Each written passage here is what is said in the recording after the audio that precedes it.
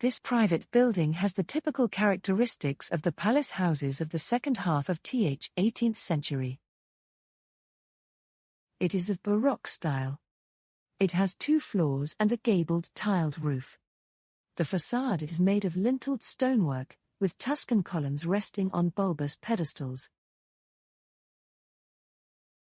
In the upper section there is a balcony that is finished off with a broken mixtilinear pediment, which includes a coat of arms dated in 1785, which belonged to the Field Marshal and Artilleryman of Ultramar, Don Federico Valera.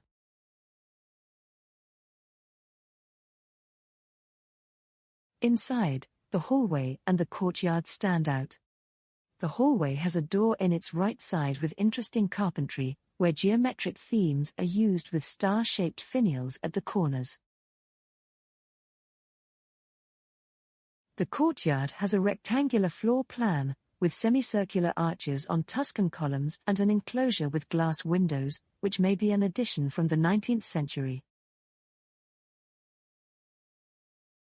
On the upper floor, the courtyard has balconies with closures, typical from the 18th century architecture. The location of the staircase is interesting, as it is not in the courtyard, but in one of the corridors, behind a door.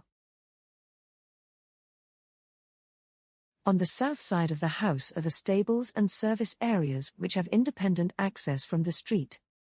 The gardens open out at the back of the house, where the old wall is used to open several one-level viewpoints.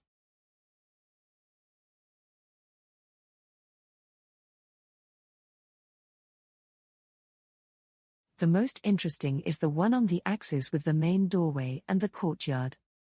It is accessed by a small staircase and has openings with semi-pointed arches. The brothers Lorenzo and Leon Cullaut Valera were born here. The first was an illustrious sculptor with a museum in this town.